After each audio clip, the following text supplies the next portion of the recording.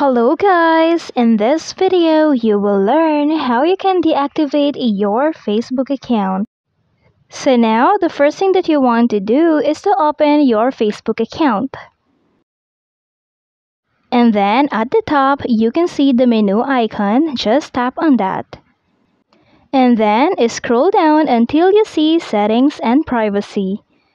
From Settings and Privacy, you can see Settings. Just tap on that. And then from Settings and Privacy, you can see Account Center.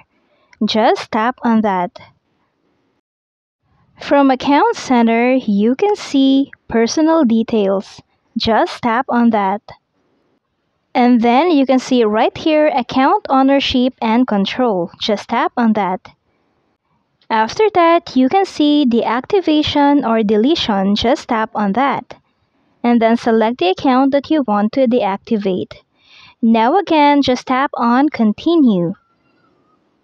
We now need to enter your password for your security. After that, just tap on Continue again.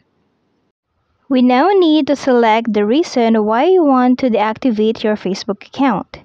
Select any of this. And then just tap on Continue again.